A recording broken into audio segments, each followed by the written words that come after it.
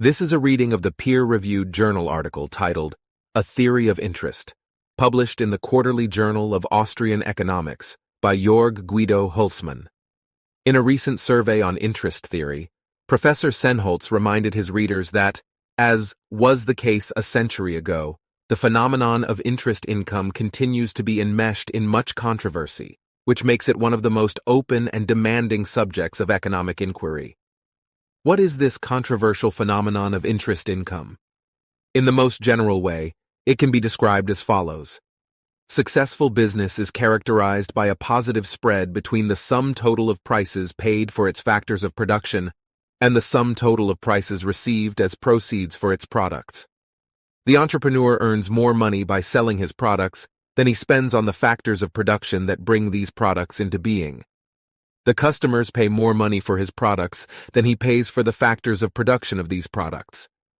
This phenomenon raises the fundamental question whether the entire spread between selling proceeds and cost expenditure can be arbitraged away through entrepreneurial competition, or whether at least a part of this spread cannot be so arbitraged away. In other words, does the entire spread consist of entrepreneurial profit, which can be eliminated as a consequence of the competition of other entrepreneurs, or does it contain a component that cannot be so eliminated? Does it also contain an interest component? And if it does contain an interest component, what is its cause? All theories of interest seek to answer these questions. In the present article, we will criticize the established time preference theory, and then give the outlines of a realist explanation of interest. 1. A critique of the time preference theory of interest. 1.1. Austrian definitions of time preference. Eugen von Bohm-Bawerk's great achievement was to formulate the problem of interest theory as a value problem.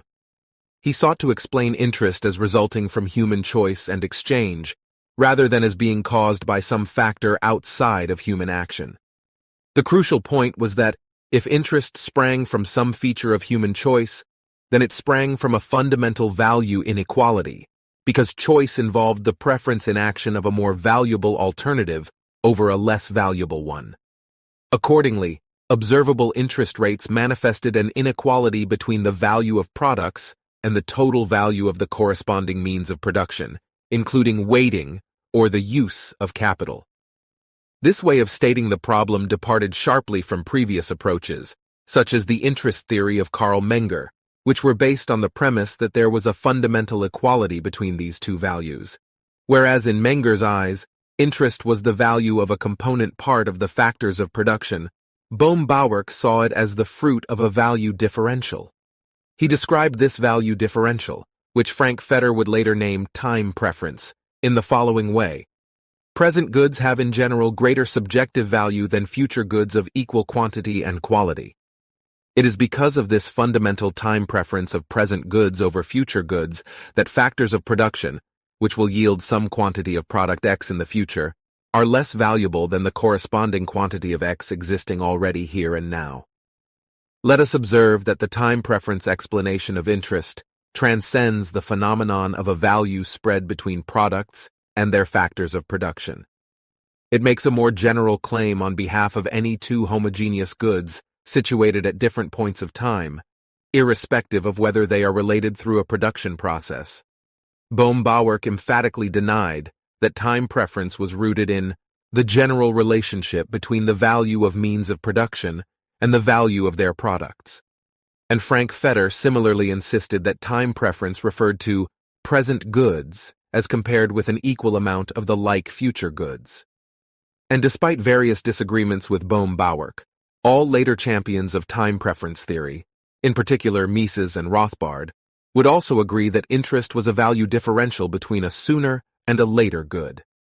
From the point of view of time preference theory, the value spread between products and factors of production is therefore always mediated by the more fundamental value spread between presently available products and like products that will come into being in the future due to the factors of production. As can be seen from Bohm-Bawerk's cautious definition, which stresses that only in general present goods are preferred over like future goods, he did not assert that time preference was universally positive. Neither did Irving Fisher and Frank Fetter think this was the case. They even argued that time preference could be negative.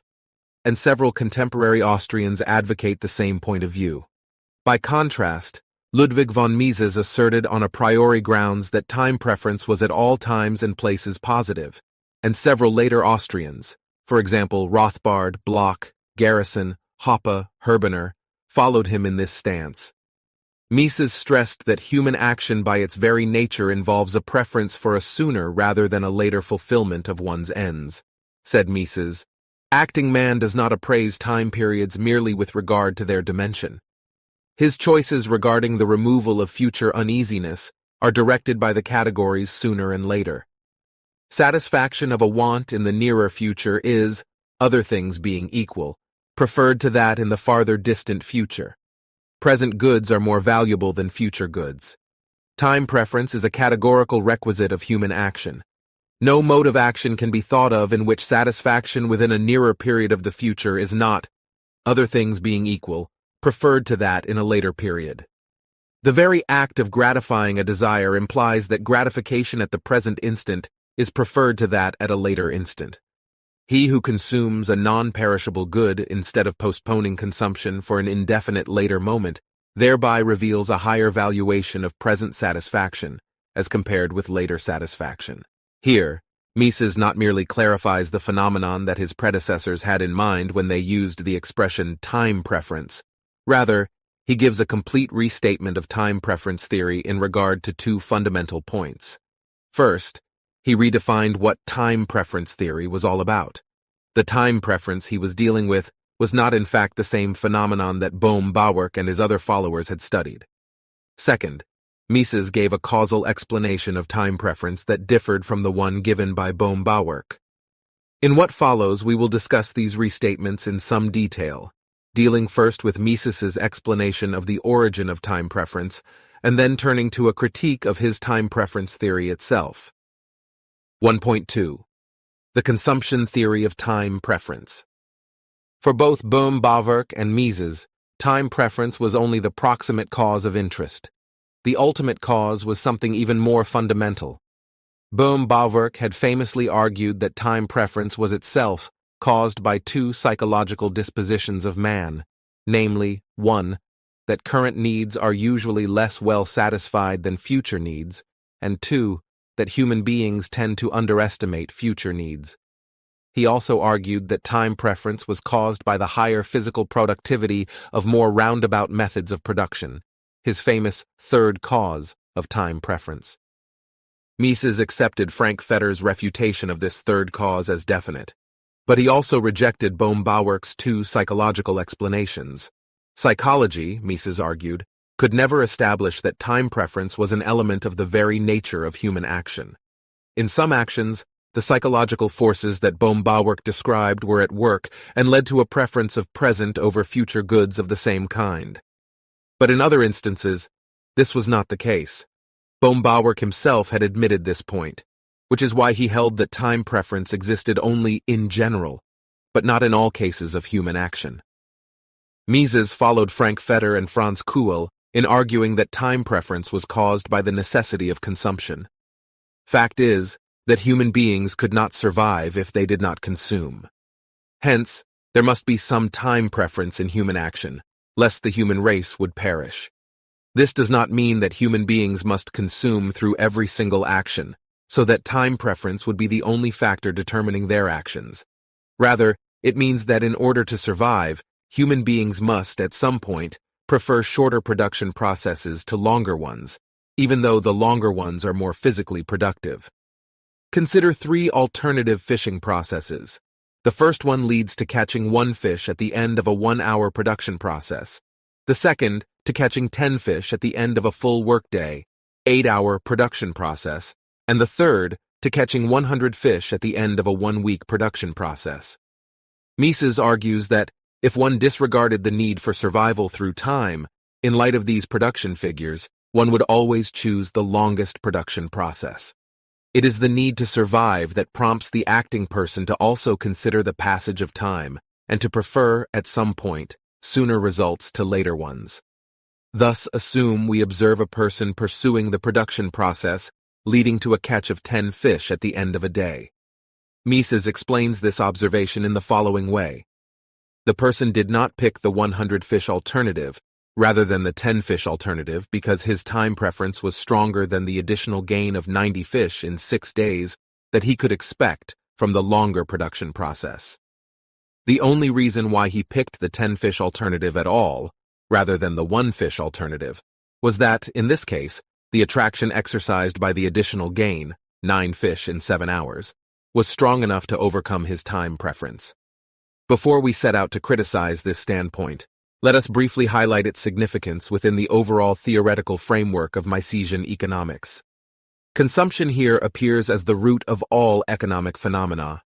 Karl Menger and his disciples had argued that consumer choices directly determine the prices of consumers' goods, and that indirectly, they also determine the prices of producers' goods. Now, in light of the Fetter-Kuhel theory, time preference too, and with it the phenomena of capital and interest appeared to be rooted in consumption. Its great charm, at any rate from Mises's point of view, was that it did not stress any psychological dispositions of man, but relied on the fundamental, praxeological fact that there can be no human action without consumption. The consumption theory of time preference thus seamlessly integrated the theory of capital and interest into the general theory of prices. This being said, we now have to address the shortcomings of the consumption theory of time preference. Let us first observe that this theory does not warrant Mises's characterization of time preference as a universal feature of human action. As we have seen in the long quote above, Mises held that time preference was at work in every single human action. But then he goes on to causally explain time preference by the necessity, at some point at least, for man to consume in order to assure his survival. Now, as a matter of fact, there are human actions that are not inspired by the desire to survive. Warriors and martyrs, for instance, have the tendency to be oblivious of the physiological requirements of sustained life.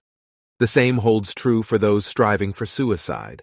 Yet it also holds true for many people who cherish life, but are ready to give it up if this is required for the protection of some good they believe is higher than their life.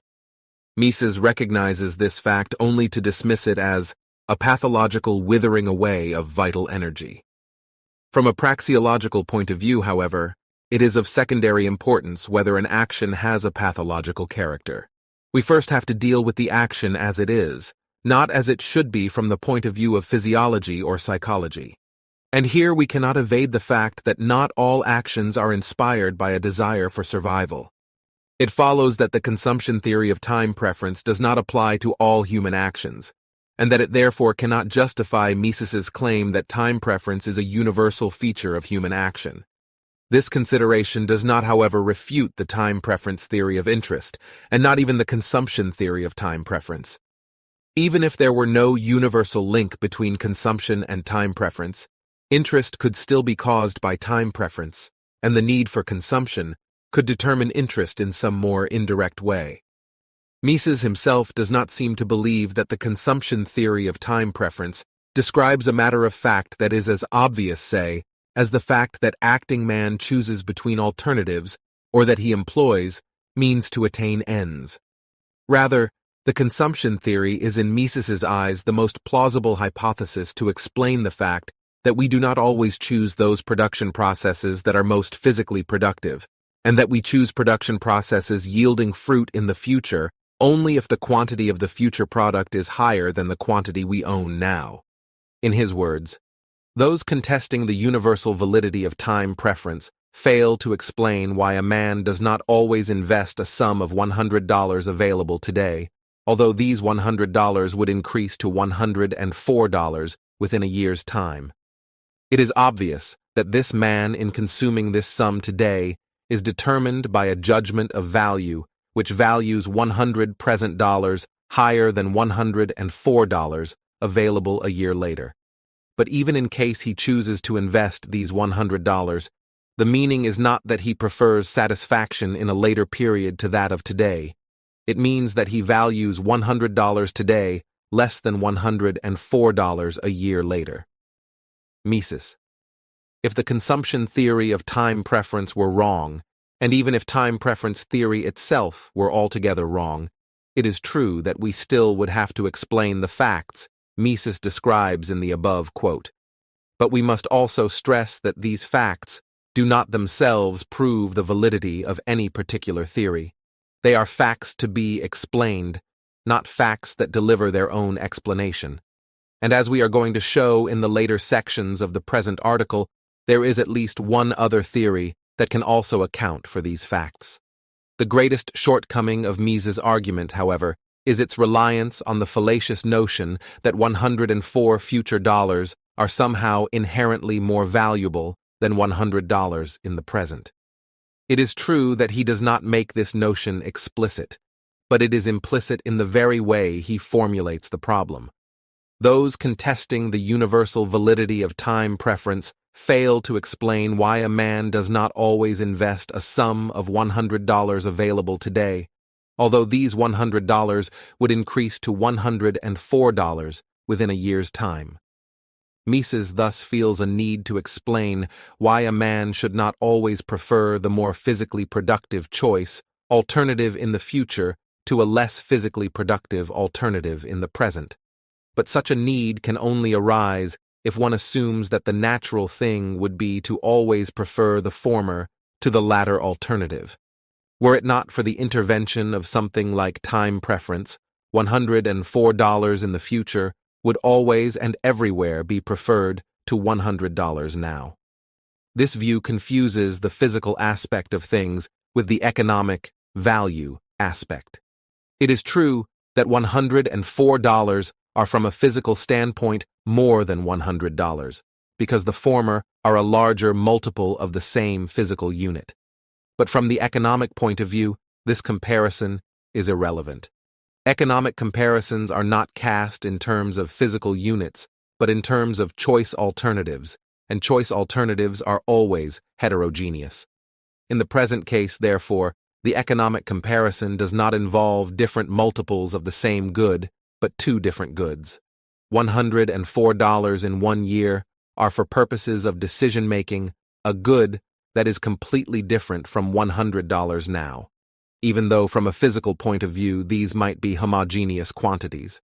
Therefore, there is no reason to assume that 104 future dollars are inherently preferable to 100 present dollars. The entire problem that Mises seeks to solve through the hypothesis of time preference evaporates. All we can say is that some people prefer 104 future dollars to 100 present dollars, whereas other people have other preferences. There is nothing in this fact that would justify introducing the hypothesis of time preference and, therefore, of taking the pains to explain time preference as a consequence of the need to consume. 1.3 Bohm-Bawerkian time preference and Misesian time preference. So far we have mainly discussed Mises's causal explanation of time preference, and only our very last considerations have brought us closer to a critique of his time preference theory per se. Before we can proceed with this task, however, we have to discuss the particular features of Mises's time preference theory as compared to the time preference theory of Bohm-Bawerk. The Bohm-Bawerkian view on the nature of time preference involved two related shortcomings. On the one hand, it was difficult to reconcile with the fact that values and prices are manifest in human choice, and that choice is free. How, then, is it that future values by their very nature, or at least in general, stand in a determinate relationship to present values? On the other hand, and more important, the Bohm-Bawerkian approach ran into even greater conflict with the theory of subjective value insofar as it claimed that time preference concerns the value differential between homogeneous present and future goods. The very fact, however, that two goods exist at different points of time makes them heterogeneous goods. Bohm-Bawerk himself admitted this implicitly when he emphasized that the value of present and future goods is liable to be different because they are intended for a service of a different set of wants. And later champions of Misesian time preference theory have routinely stressed the same point in rebutting various criticisms of the doctrine. The point is devastating for the old time preference theory, for one cannot even make claims on behalf of present and future goods of the same economic quality without contradicting oneself. In the hands of Mises's predecessors, then, time preference theory was a mere and problematic assertion that a determinate relationship between the values of future and present goods of the same kind existed. None of its champions proposed a tenable explanation for this supposed relationship other than the intuitive reference to the visible facts of the market, that the future prices of products were higher than the present prices of the corresponding factors of production. But these facts are to be explained by interest theory. They cannot themselves be their own explanation. So how does Mises solve these problems? We already pointed out that he redefined time preference to such an extent that, properly speaking, he does not deal with the same phenomenon as Bohm-Bawerk and the other advocates of time preference theory, but with a different thing. When Bohm-Bawerk, Fetter, and Fisher used the expression time preference, they referred to an observable value differential between two physically similar goods existing at two different points of time. But when Mises uses the expression time preference, he refers to a counterfactual value differential between two alternative uses of one and the same good. Consider again the crucial passage from Human Action that we already quoted. The very act of gratifying a desire implies that gratification at the present instant is preferred to that at a later instant. He who consumes a non-perishable good instead of postponing consumption for an indefinite later moment thereby reveals a higher valuation of present satisfaction as compared with later satisfaction. Mises. Time preference thus concerns the value differential between that use of the good that comes to be realized in the present and an alternative future use of this good that could have been realized if a different choice had been made. When I use a good now rather than later, I demonstrate that I prefer to use the good now rather than later. And this, in turn, means nothing but that the value of its present use is higher for me than the value of the use I could also have made of it in the future.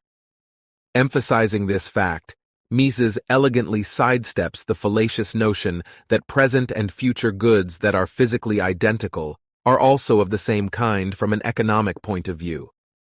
Counterfactual time preference concerns the value differential between two different uses of the same good, the sooner use being factual, while the later use is counterfactual. This value differential springs from the fact that both uses are compared in one and the same choice.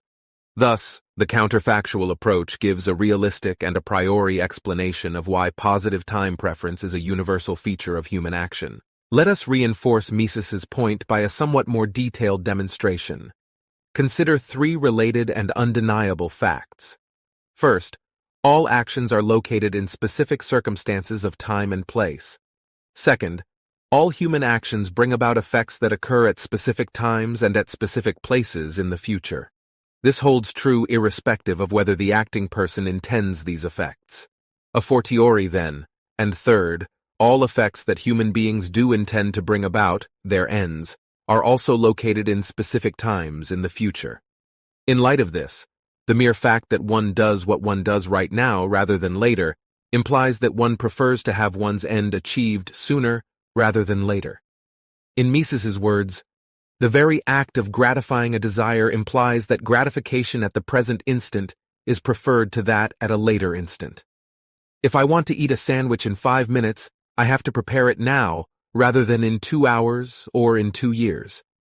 If I therefore prepare a sandwich now, I demonstrate thereby that I prefer having my sandwich in 5 minutes rather than in 2 hours or in 2 years. That is, I have a time preference for having the sandwich sooner rather than later. Time preference in this sense is given in any single human action, and because it relates the visible part of an action to a counterfactual part of it, it is a truly a priori feature of human action. The argument seems to be impeccable. Mises rightly states that the very fact that one chooses the good A demonstrates that a sooner use of A is preferred to a later one. Time preference in this sense exists, whereas time preference in the older sense does not exist, and is indeed a universal feature of human action. So what is wrong with the theory? Its great shortcoming is that it does not explain the difference between the price of a product and the sum of the prices of its factors of production. That is, it does not solve the fundamental problem at stake in interest theory. While Mises's time preference theory is valid as far as it goes, It does not explain the origin of money interest, and therefore it can at best be a secondary element of the theory of interest. Time preference concerns a value differential between an observed present use of a good and its counterfactual future, alternative uses. The fact that we use a good right now always involves a time preference for this present use as compared to possible, but unrealized, future uses of the same good. Hence, while time preference is an intertemporal aspect of each observed human action, in each single case it explains only the action under consideration. That is, it explains only one action. Money interest, though, as it is observed on the market, results from at least two actions: purchase of means of production and sale of products, granting of credit and payment of principal and interest. The problem of interest theory is therefore to explain a particular relationship between at least two actions. Yet this is something that time preference by its very nature cannot do. Consider the case of a manufacturer producing car motors. In the present, he buys the pieces that need to be assembled, and he rents the labor necessary for the assembling job, say, for 100 ounces of gold. In the future, he sells the finished motors at a price exceeding his previous expenditures, say, for 140 ounces of gold. Referring to time preference, then, we can explain his present behavior by stating that he prefers to have the motors assembled sooner rather than later, and we can explain his future behavior by stating that he prefers to realize his selling proceeds sooner rather than later. These explanations do not, however, address the problem of interest, namely why the selling proceeds exceed the expenditures for factors of production. The best evidence for this contention is that we can use time preference to explain the manufacturer's actions irrespective of the prices at which he buys and sells. Thus assume he sells the finished motor for 90 ounces of gold. This would not change anything to the way we apply time preference theory. We would still say that he prefers to realize his selling proceeds rather sooner than later, even though in this case there is no positive spread between buying prices and selling prices. In other words, we have successfully applied Mises's time preference theory, but we still do not know whether there is anything in human action that, under certain conditions, causes any particular relationship between buying prices and selling prices. Consider another example. Suppose you lend 100 ounces of gold for 1 year at an interest rate of 20% per annum. What does this mean in regard to time preference? It means that you want to own the sum of 120 ounces of gold sooner, that is, in a year, rather than later, that is, in more than a year. But it would also be the case if you lent the money at 0%. It would even be the case at a rate of -10%. When I lend 100 ounces of gold now to receive 90 ounces in 1 year, I thereby demonstrate my preference for having these 90 ounces from my debtor sooner rather than later. It is true that it seems to be pointless to lend money at -10%. Why indeed should a man find it valuable at all to give up 100 ounces of gold now, only to receive a mere 90 ounces back at some point in the future? Why should he not just keep the money rather than make such a contract? These are, of course, very good questions, but Mises's time preference theory does not answer them. Time preference, in the sense Mises understood this term, concerns the timing of achieving one's ends. It does not concern the question whether the ends achieved are important enough to justify the means. If I lend money at -10%, I achieve the ends that I thereby achieve sooner than if I do not lend the money now at this rate. Thus, time preference is certainly at work here. By contrast, it is an entirely different question whether my lending at -10% prevents more important goals. This is not to deny that there are forces at work that tend to prevent negative interest rates in credit contracts, and which even tend to prevent interest rates from ever falling to zero. Our point is merely that these forces have nothing to do with time preference in the Misesian sense.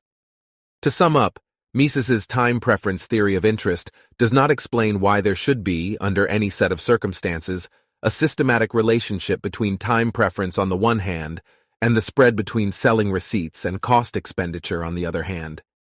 It does not explain why the interest rate should ever be positive rather than zero or even negative. It does not even get to the point of explaining why interest does not tend to become eradicated through entrepreneurial competition. And it therefore does not give us any reason to believe that there is a factor that systematically causes interest rates to be positive. By its very nature, Misesian time preference cannot account for price spreads. It can only account for the value differential between the actual use of a good and the counterfactual, unrealized future uses of the same good. 2. Originary Interest. 2.1. The phenomenon of originary interest. Before we set out to explain the real cause of the spread between the value of a product and the sum total of its means of production, let us briefly explain the point at which our approach departs from the time preference theory of our predecessors. Bohm-Bawerk's great achievement was to formulate interest theory as a problem of value inequality, rather than, for example, as a problem of physical production. He argued that interest payments on the market ultimately sprang from a fundamental value spread between two different classes of goods. He called this fundamental value spread, in which all manifestations of interest have their origin, ursprünglicher Kapitalzins, or originary interest. In light of this approach, then, the problem of interest theory is to come up with such a classification of all goods into two classes that originary interest results from the very nature of each of the two classes. Otherwise, no universal claims about interest could be made. So far, I think, the argument is not objectionable. Now, Bohm-Bawerk thought the relevant classes were present goods and future goods. Throughout his work, he championed the idea that a present good by its very nature is, in general, more valuable than a future good. And all of his successors maintained the same fundamental view that the difference between a sooner and a later was the source of interest, and they elaborated and refined this view without fundamentally questioning it.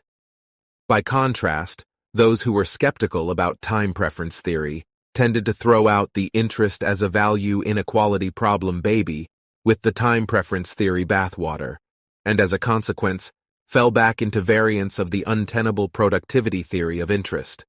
The theory we are going to present now is an attempt to build on Bohm-Bawerk's formulation of the problem of interest, though, without following his lead when it comes to the solution of this problem. Our theory contains no fictitious stipulations or imaginary constructs. Rather, it is a realist description of certain immutable aspects of human action. The phenomenon we will call originary interest is a particular type of the familiar value spread that exists between different choice alternatives. In making his decisions, man demonstrates his preferences. He prefers what he does to what he could have done instead. This value spread is present in all human actions. The action performed is more valuable, in the eyes of acting man, than the unrealized alternative actions. It is true that it is a value spread ex ante, and that the acting person might find, ex post, that he has erred in his valuation. But this does not affect the truth that there is for the acting person always a spread between the value of what he does and what he could have done. The general value spread we just described exists in all forms of human action. It is independent of time and place. It even exists independent of any particular social setting, since it occurs in Crusoe economies as well as under modern capitalism. Its intertemporal aspect is time preference in the Misesian sense. In choosing, man prefers what he does here and now to performing the same action at a later point of time. As we have seen, however, time preference is not the source of interest. We must therefore turn now to a more particular variant of the general value spread that exists between choice alternatives, namely, a value spread that springs from the fact that man chooses means and ends, and that he uses the chosen means in the pursuit of his chosen ends. Here it is all important to stress the somewhat trivial point that the purpose of employing a means can only be to attain the end. The end is what really counts for the acting person, whereas the means is merely the thing or the action that is in between his present state of affairs and the state of affairs in which his end is realized. Amazingly, this simple and obvious fact has an important implication for the theory of value and interest that has apparently been overlooked in the literature on interest theory. For it follows from this fact that, by their very nature, ends have, in the eyes of the acting person, a higher value than the corresponding means. Clearly, if an acting person could choose between either having his end realized or having the means to attain it, he would choose the end.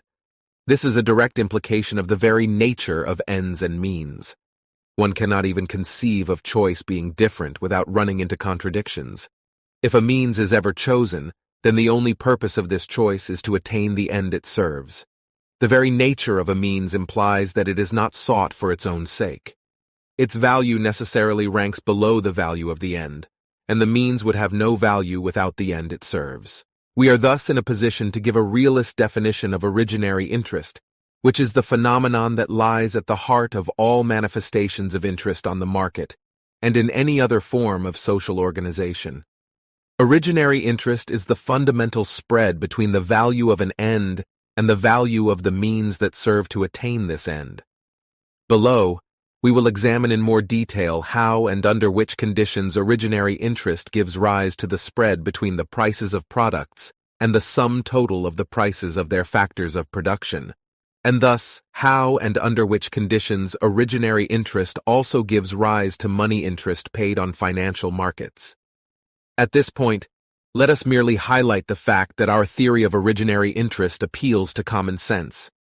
Even without taking any closer look at money prices and other particularities of the market, the idea that there is a positive spread between the values of ends and means is intuitively plausible. For example, it is plausible to hold that the unassembled pieces required for the production of a motor, plus the labor necessary to assemble these pieces into a motor, are not as valuable as the motor itself. This holds true irrespective of the prevailing form of social organization.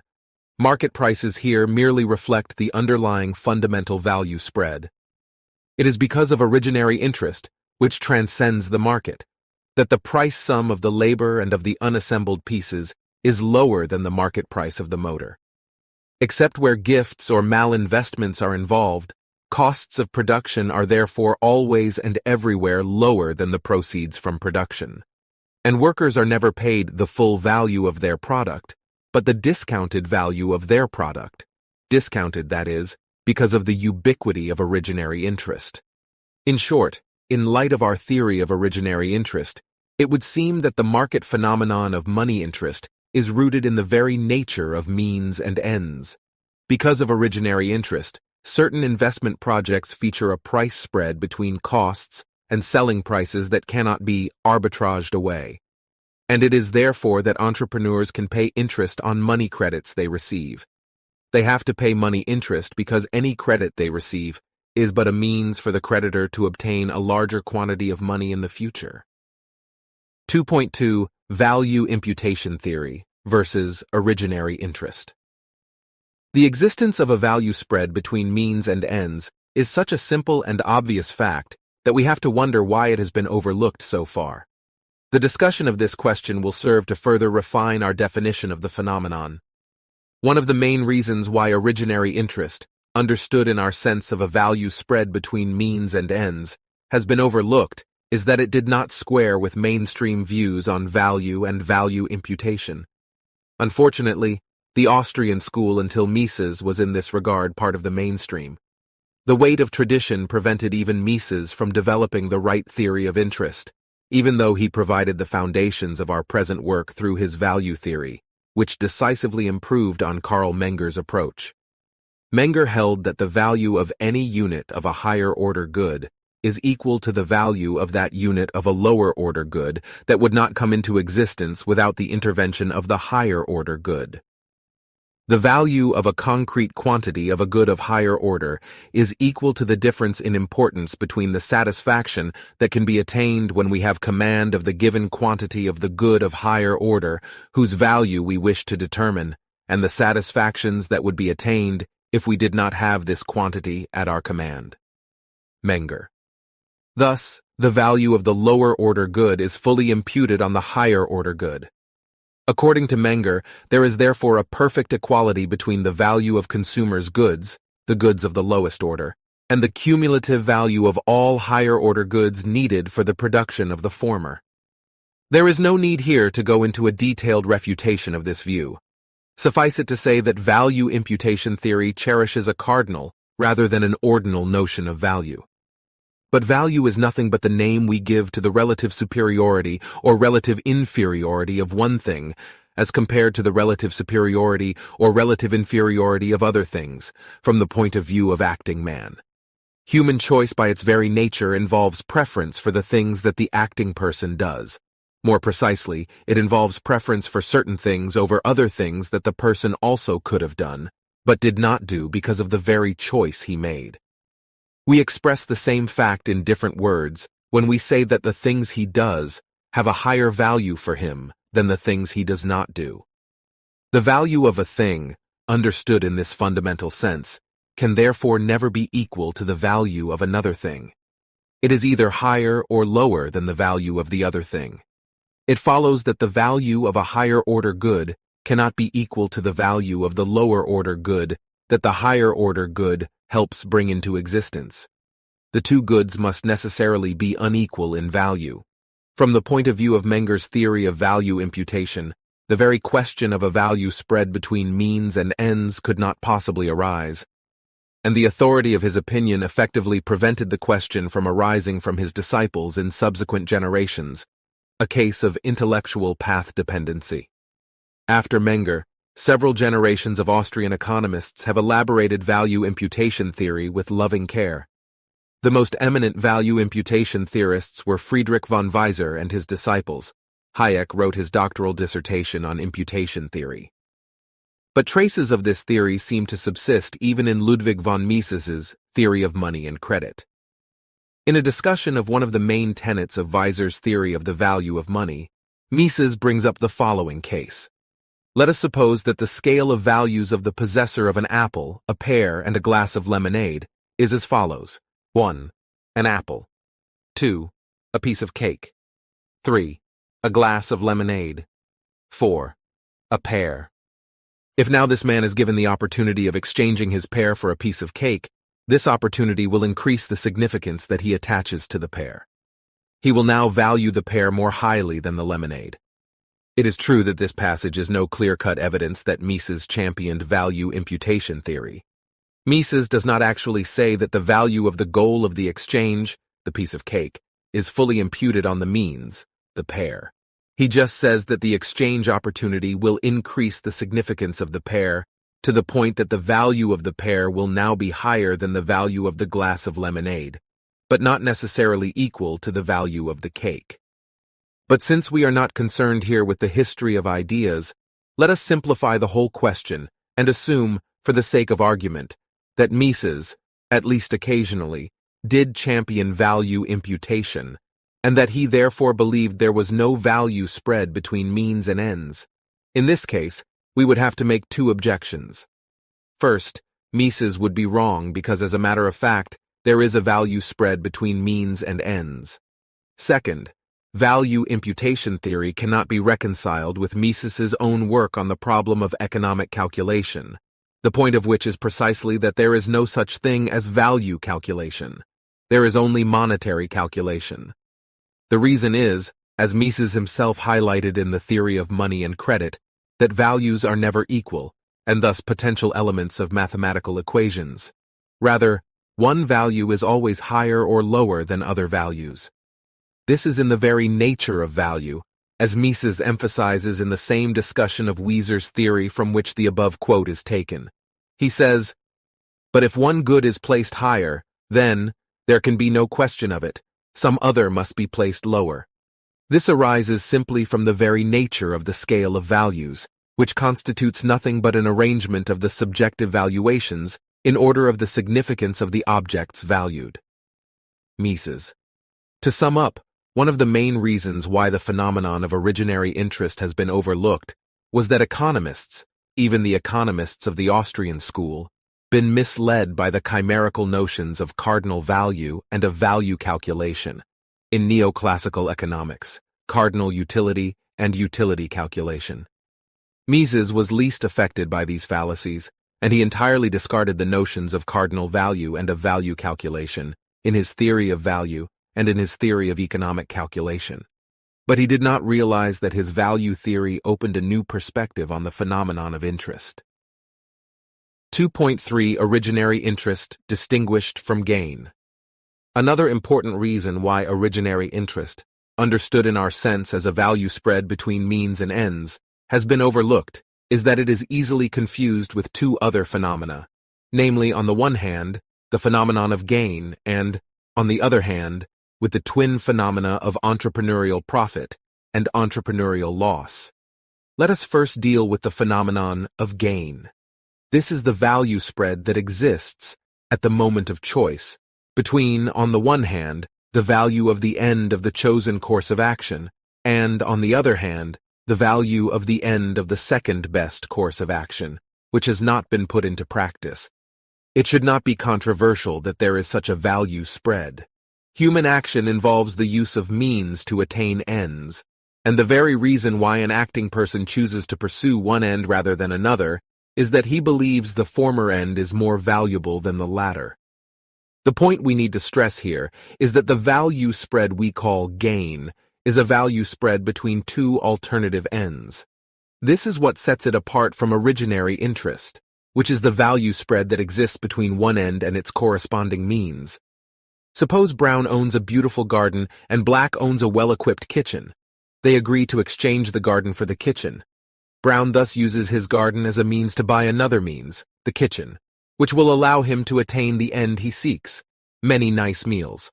Similarly, Black uses his kitchen as a means to buy another means, the garden, which will allow him to attain the end he seeks, many nice evenings enjoying the flowers.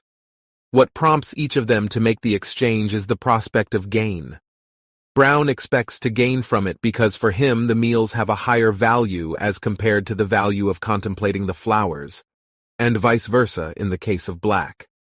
After the exchange, and unless they discover they made an error in judging what was really the most important thing for them to do, they will indeed have gained in the sense that each of them is now better off than if Brown had decided to keep the garden and Black to keep the kitchen. But gain is only one of two value spreads that manifest themselves in this situation. The other one is originary interest. For Brown, the garden, the higher order means, was less valuable than the kitchen, the lower order means, and the kitchen was less valuable than the meals, the end. Again, the same thing holds mutatis mutandis for Black. The difference between gain and originary interest seems to be quite patent, so why do the two tend to be confused? The confusion arises, again, from the fallacious notion of value imputation, which implies there is no value spread between means and ends. If means and ends have the same value, the phenomenon of originary interest, so to say, disappears from the conceptual radar screen. All that remains is a very broad concept of gain. We find a statement of this view in Human Action. Mises starts off characterizing action as an exchange. Action is an attempt to substitute a more satisfactory state of affairs for a less satisfactory one. We call such a willfully induced alteration an exchange. A less desirable condition is bartered for a more desirable. What gratifies less is abandoned in order to attain something that pleases more. Then he proceeds to a definition of price and costs. A definition that skips the difference between means and ends. That which is abandoned is called the price paid for the attainment of the end sought. The value of the price paid is called costs. Costs are equal to the value attached to the satisfaction which one must forego in order to attain the end aimed at. Notice in particular the ambiguity of the expression, that which is abandoned. In a Crusoe setting, decision-making involves abandoning certain ends in favor of the end aimed at, but it does not involve abandoning any means of action. The price paid is therefore purely defined in terms of foregone ends, and the costs of the decision are opportunity costs defined as the value of the foregone ends. By contrast, in market exchanges, one does not only abandon ends, but also means, and as a consequence we here pay a price and incur costs in two senses. One might take account of this fact by calling the price paid in form of foregone ends praxeological price, or just price, while calling the price paid in form of abandoned means market price. Similarly, we may call the value of the foregone ends opportunity costs, and the value of the foregone means costs. The important thing to stress, however, is that opportunity costs are not equal to costs. Rather, costs are lower than opportunity costs because of the value spread between means and ends, which also exists between the means and ends of foregone choice alternatives. Because he does not make these distinctions, Mises ends up with a definition of gain that brushes over the difference between the phenomenon of gain, as we have described it above, and the phenomenon of originary interest. The difference between the value of the price paid, the costs incurred, and that of the goal attained is called gain or profit or net yield. As a definition, this is of course unobjectionable, but it does not alter the fact that there is a value spread between alternative ends, gain in our definition, and another value spread between the means and the end of each choice alternative, originary interest. The distinction between gain and originary interest is useful because it enables us to understand market interest rates better than we would understand them in the light of other theories. But the difference between originary interest and gain is important even outside the traditional confines of interest theory. In particular, our theory of originary interest also gives a more satisfactory account of market exchanges than the standard economic explanation. According to the latter, market exchanges take place because both parties are likely to gain from them. When Smith exchanges his apple against Jones's tomato, the property title to the tomato is more valuable for Smith than the title to the apple, whereas for Jones, it is the other way round. They both expect to gain from the exchange, and therefore the exchange takes place. This is the standard account, and it seems to be impeccable. But once we restate the phenomenon again in terms of means and ends, we encounter a question that can only be answered by our theory of originary interest. Smith seeks to attain his end, tomato, by means of his apple, and Jones uses his tomato as a means to acquire the apple. Why is it that for Jones the tomato is less valuable than the apple, and why is it that for Smith the apple is less valuable than the tomato? From the point of view of value imputation theory, this question cannot be answered.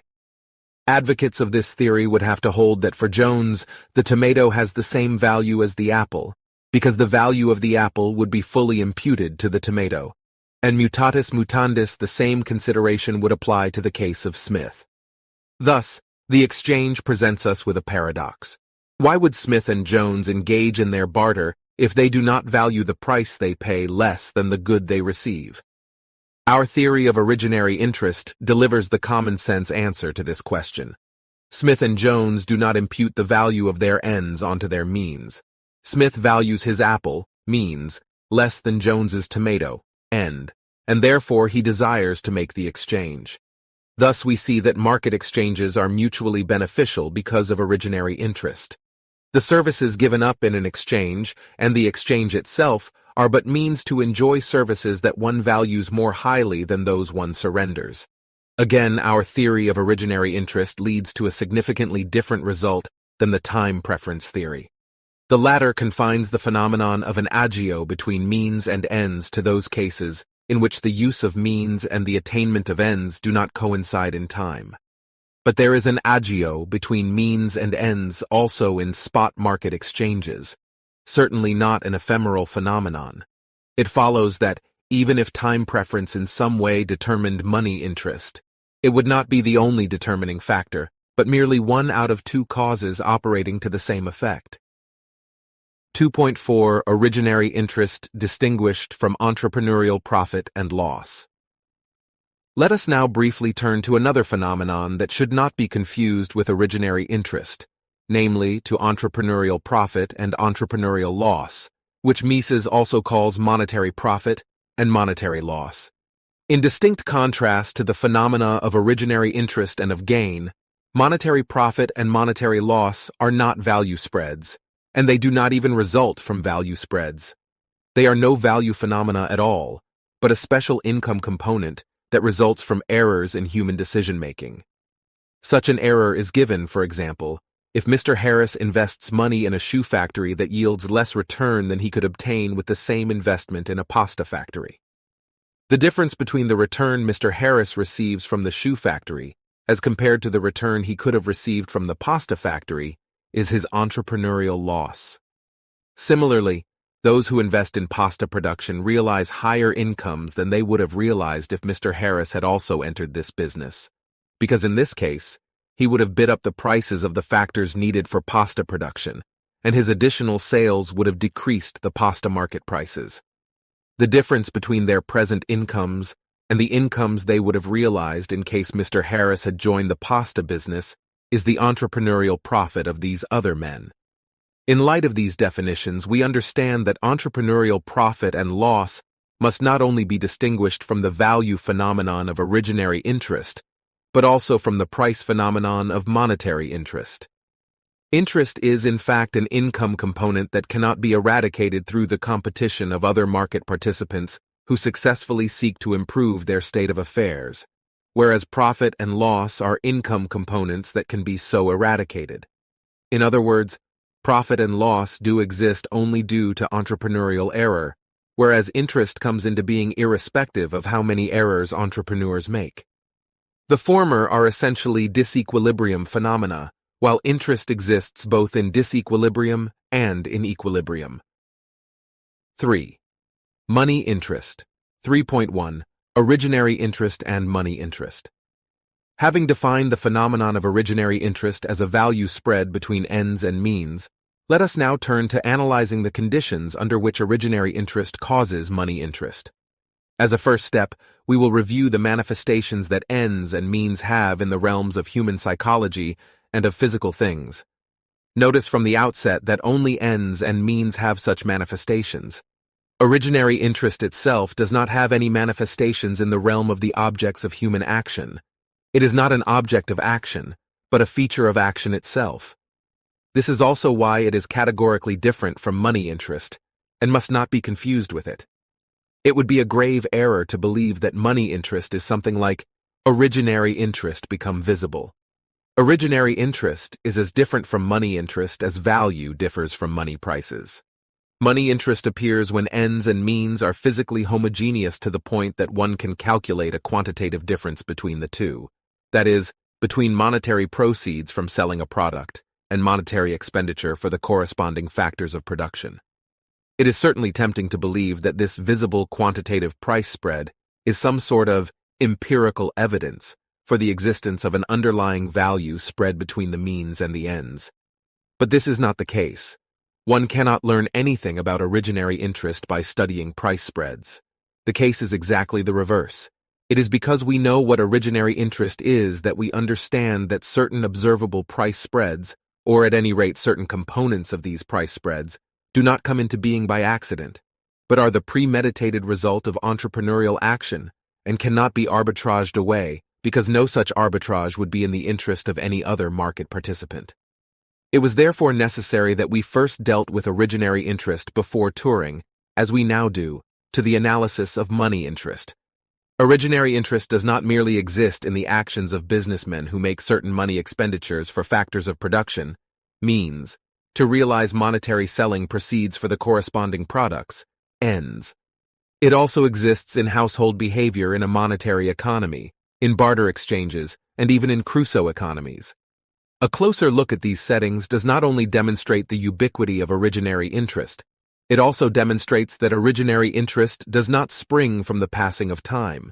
It can exist in one single point of time, for example, in spot market exchanges. The following observations will therefore reinforce our critique of the time preference theory of interest, which asserts such a dependence of originary interest on the passing of time. We will first deal with certain limiting cases in which means and ends are manifest in the same event, to the point that they become indistinguishable. Then we will turn to those cases in which means and ends can be distinguished, although they coexist at the same point in time, and finally, we will study various cases in which ends and means are situated at different points of time. Eventually, we will be in a position to adequately deal with the question under which conditions money interest emerges. 3.2. Manifestations of means and ends at single points of time. Every single human action involves the use of means to attain ends. We will not belabor this point, which has been sufficiently discussed in Human Action and other works of Misesian inspiration. But we need to stress that the universal presence of means and ends in human action does not imply an equally universal presence of originary interest. Rather, originary interest is only a universal feature of human labor, not of the larger phenomenon of human action. To illustrate this point, let us briefly consider those limiting cases of human action in which it is impossible to discern means and ends because both coincide in the same event. In these cases, an activity is enjoyed for its own sake. Human behavior is here not a means to an end different from itself, but its own end. We sometimes experience this coincidence of means and ends in one psychophysical event when playing, walking, dancing, listening to music, discussing, writing, fighting, etc. It is the experience of doing something for its own sake, playing for the sake of playing, dancing for the sake of dancing, etc. It is true that each of these activities is extended through time, but in each case the action itself does not aim at a future state of affairs, which would thus be distinguishable from the present activity. More than that, the means do not only coincide temporally with their end, rather the very same activity is both a means and its own end. Ends and means here still exist as categories of human action, but they are bound up in short circuit of the same material event. These limiting cases are outside the scope of our theory because they preclude the existence of originary interest. If the means of an action is materially identical with that action's end, then it is not even potentially possible to choose between the means and its end, and thus there can be no value spread between means and ends. Nothing can be more or less valuable than itself. Our theory of originary interest, therefore, does not apply in these cases. It only applies to cases in which human action serves to attain ends that are distinguishable from the action itself. It only applies to cases of labor. Turning now to such cases of labor, we must first of all point out that the difference between means and ends does not always involve the passing of time. When I fuel my car for a journey, the means and the end are situated at different points in time. But they coincide, for example, when I sing a song for me and for you to hear my voice. Here means and ends are distinguishable. Your hearing my voice, the end, is different from my singing, the means. But they coincide in time. Accordingly, originary interest is here manifest in a value spread between my singing, my means, and your hearing my voice, my end. But it does not spring from the passing of time. The example shows that originary interest can exist independently of the temporal relationship between ends and means. In particular, it can exist even when an end and the corresponding means coexist at the same point of time, provided only that the use of the means can be distinguished from the attainment of the end, that is, that the means are not exclusively used for their own sake. Notice that this is a decisive consideration against the weighting and time preference theories of interest, both of which relate originary interest to the passing of time. We find another, and even more crucial example to substantiate this contention once we leave the realm of the Crusoe economy and turn to examining human action in the most elementary setting of a market economy, namely in barter exchanges, such as when Smith exchanges his apple against Jones's tomato. What happens in this case is that Smith seeks to attain his end, ownership of Jones's tomato, by means of exchanging his title to the apple against the title to the tomato. And similarly, Jones employs his title to the tomato as a means to acquire the title to the apple. Now, these uses of means to attain ends are not strictly speaking extended through time. Any contractual agreement is made at a point of time, namely, at the point of time when both partners have agreed on the terms of the exchange. By its very nature, choice, in the sense this term is used in economic theory, is made at points of time rather than throughout a process. And because a market exchange involves the decisions of at least two people, the exchange becomes effective only when the last partner has made the decision to cede the title to his property in order to acquire title for another piece of property. The preparations of the exchange and the actual transfer of the physical property might be more or less time-consuming, but the exchange itself is just a matter of will and becomes effective at a point in time. Thus, we have identified another example that shows that the passing of time is only one of the contingent conditions under which originary interest determines human action. Originary interest is no more bound up with the passing of time than greenness is bound up with grass. Let us conclude this section by emphasizing that the value-enhancing feature of spot market exchanges, that is, the presence of originary interest, does not have any visible counterpart. What we see in cases such as the above apple-tomato exchange is that after the exchange, Smith no longer has his apple, but Jones's tomato, and that Jones no longer has his tomato, but Smith's apple. We cannot see, however, that both of them are now better off, for a tomato is not even physically more than an apple, or the other way round. Rather, we know about the mutually beneficial nature of the apple-tomato deal from our knowledge about more general features of human action, in particular from our knowledge, 1, that in every action, man uses means to attain ends, and 2, that a value spread between means and ends exists wherever an action is not exclusively performed for its own sake. 3.3 Manifestations of means and ends in consecutive actions. So far, we have dealt only with those cases in which the use of means and the attainment of the corresponding ends coincide at one point of time. We now turn to examine those cases in which the use of means and the attainment of the corresponding ends are manifest at different points of time. Notice that the use of means does not in all cases precede the attainment of the ends. It is true that Robinson Crusoe is bound by such a strict temporal order. He must first use his means and attains his ends only after such a successful use. But in a social setting, things are different, most notably in the case of credit contracts. Suppose Mayer lends Flint 10 pounds of ice cream for a party, and after a year Flint pays him back 11 pounds of ice cream. Mayer then attains his end, future title to 11 pounds, only after using his means, present title to 10 pounds. But Flint attains his end first, and only later uses his means. It follows that originary interest, to the extent that it is manifest in the passing of time at all, concerns value spreads between future ends and present means and value spreads between present ends and future means. However, the case of the borrower is less important than the other case, because it is just a variant of the latter. The simple fact is that if there were no capitalists, there could be no borrowers. We will therefore focus on the case of capitalists and talk about borrowers only incidentally. Even when means and ends are manifest at different points of time, ends are in most cases not physically more numerous than the corresponding means, and as a consequence, the value productivity of the action has no counterpart in the material realm. Consider the case of Jones, who pursues his ends through several consecutive exchanges. Suppose he exchanges 8 hours of his labor against 7 loaves of bread from Brown, and then goes on and exchanges these breads against 1 bottle of wine of Smith's, the ultimate purpose of his market activities. Jones here realizes his ultimate goal, not through one, but through several consecutive exchanges. The first exchange, and all following intermediate exchanges, therefore depends on the ultimate exchange. All intermediate evaluations are made in light of the overarching evaluation of the final good, and all exchange ratios, prices, are formed in light of the exchange ratio, price, in the final transaction.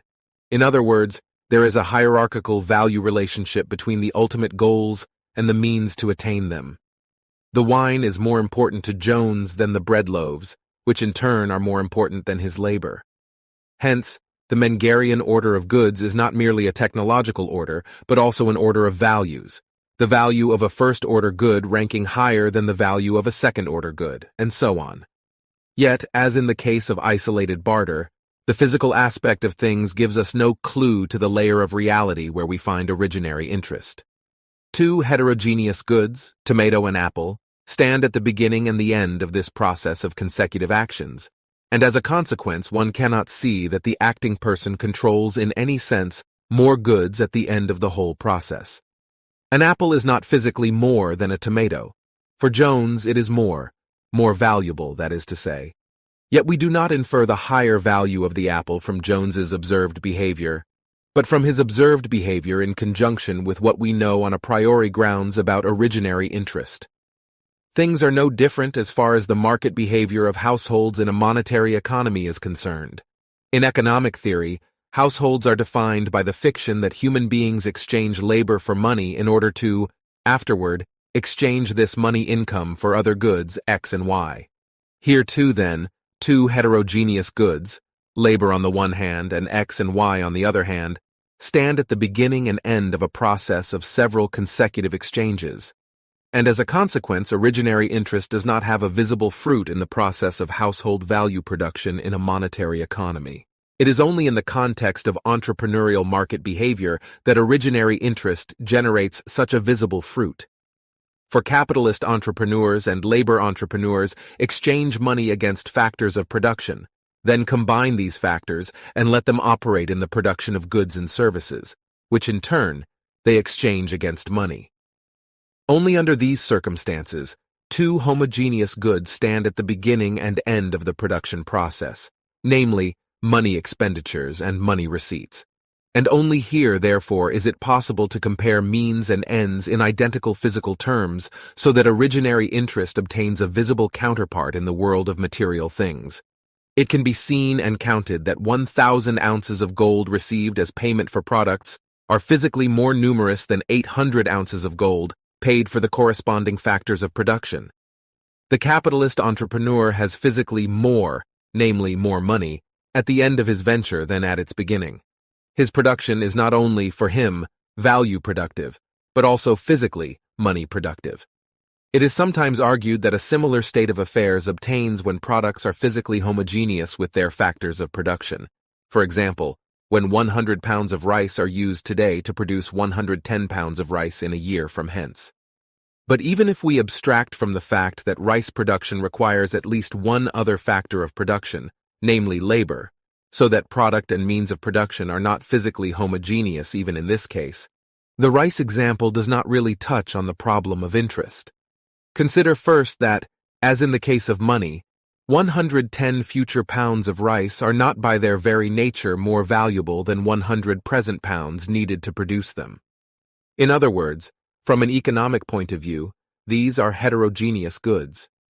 Rice production will not be started by virtue of the mere fact that 100 present pounds are liable to generate 110 pounds in the future. Only if people value the latter more highly than the former will they start producing rice, and experience shows that this is not always and everywhere the case. Second, and more importantly, the relation between 100 present pounds and 110 future pounds of rice is a technological or physical datum. But in the theory of interest, we are dealing with human choice and values. There is no technological law according to which 100 ounces of gold invested today will yield 110 ounces in the future. One can invest money in such a way that the expected rate of return will be 10%, but it is also possible to invest it in projects that are likely to yield 0% or minus 50%. What prompts a person to opt for one of these alternatives is not a technological constraint, but his values. And what prevents entrepreneurial competition from eradicating positive rates of return on certain ventures is not any technological constraint, but the values underlying the actions of every single market participant. 3.4 Conditions for the emergence of money interest. The visible phenomenon of money interest must not be confused with originary interest. It is true that money interest has prompted the scientific investigation that eventually led to the development of interest theory. But money interest is only a particular consequence of human action in the material world, and must be strictly distinguished from its far more pervasive cause.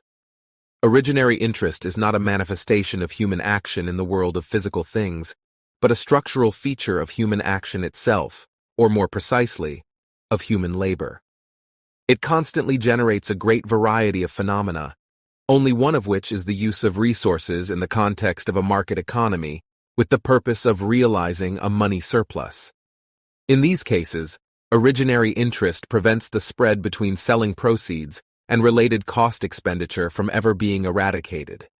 But even if there were no money interest, originary interest would still exist in all other cases, in which a resource is used to attain ends different from this resource use as such. Money interest only comes into being when human action meets with certain other conditions of a more contingent nature. To these we now turn. Acting man always and everywhere uses means to attain his ends, and he values the ends higher than he values the means. This is so whether the person under consideration acts as an entrepreneur, as the head of a household, or as Robinson Crusoe with or without Friday. But originary interest does not necessarily imply that all ventures in a monetary economy have a positive interest rate. Sometimes acting man does not strive to achieve a physical money surplus, but consciously and willingly accepts that his venture will lose money. For example, the philanthropist who invests 100 ounces of gold in a hospital that sells its services for a mere 90 ounces of gold still values the end, medical services delivered for a sum of 90 ounces, more than he values his investment. His originary interest is positive, even though the money interest of his venture is negative. It is true that one would not usually use the word interest to designate a negative interest at all. There is also a good reason why we speak in the above case of a philanthropist rather than of an entrepreneur. The philanthropist does not even attempt to make money out of his investment, while the entrepreneur distinguishes himself precisely through this attempt. But this terminology is irrelevant for our present task because we look at things from the general standpoint of the relationship between ends and means. We have to examine if and under which conditions originary interest produces, in the world of material things, differences between selling proceeds and the related cost expenditure. And here we must notice that there is a continuum of interest. Originary interest produces negative money interest in some cases and positive money interest in other cases. Some hospitals are operated on a philanthropic basis, whereas others are run on a commercial basis. The statement of this fact does not reduce the importance of the latter case. Economists were certainly justified in concentrating on the case of positive money interest. It is, after all, not difficult to explain how people can willingly invest money into projects that yield less money than the initial investment. Everybody can do this, and most people would in fact love to specialize exclusively in this kind of expenditure. But why do some projects yield a money surplus that cannot be entirely eradicated through the competition of other entrepreneurs? This is the crucial question. And the answer is, in a word, that in these cases all resources that could possibly be invested in competing ventures are reserved for projects that the owners of these resources consider to be more important. Consider the case of the production of meals. Here we usually encounter three types of producers. 1. Entrepreneurs operating through firms called restaurants, etc. 2. Non-profit associations. And 3. Private households. The case of the restaurant owner is straightforward. As every other entrepreneur, he proceeds by first estimating the selling receipts for his future products, and in light of these expectations, he will bid for factors of production. The sum total of his bids will always be less than the sum total of his expected selling receipts, for the very fact that he strives to realize a spread between selling proceeds and outlays for the corresponding factors of production. He would, in fact, not even start his venture if he did not expect to realize this spread. In other words, if our restaurant owner realizes a spread between selling proceeds and related expenditure on factors of production, it is not because some anonymous market forces somehow bring this about. If he realizes this spread, it is because he himself, from the very outset, has paid only such factor prices that eventually resulted in the spread, because he had correctly anticipated the proceeds from selling the product. Now, this spread might contain a profit component and an interest component. Other market participants can eradicate the former by entering the same business, thus bidding up the prices of the required factors of production and bidding down the prices of the product. This competition can come, for example, from the side of a man who sells his shoe factory and establishes a restaurant, thus bidding up the prices of foodstuff and bidding down the prices of restaurant meals. Yet the characteristic feature of such entrepreneurial competition is that it eliminates profit, but not interest. With the conceivable exception of temporary cutthroat competition, entrepreneurial competition does not result in a complete elimination of the spread between buying and selling prices. The very point of investing resources in an entrepreneurial venture is to achieve a money return on the investment. Other entrepreneurs will therefore shift their resources into a competing restaurant only if, 1. They expect a positive money return on investment, and if, 2. No alternative investment opportunity seems to yield a higher money return. They will not eradicate the return on investment earned by our restaurant owner because they themselves will, in their bidding for factors of production, strive to provide for such a return. It is true that different entrepreneurs have different originary interests, so that each of them will strive at a slightly different minimal spread between selling proceeds and cost expenditure. But although these differences can be smoothed out through arbitrage, the spread itself can never be completely eradicated through entrepreneurial competition, because each entrepreneur seeks to provide for a positive spread. The spread between buying prices and selling prices of our restaurant owner could, however, be eliminated in its entirety through the competition of other types of business that use the same factors of production, in particular, labor.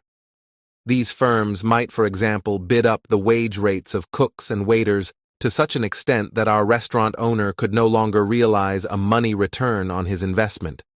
His return on investment could also be eradicated through the competition of meal producers who from the outset do not seek to realize a money return.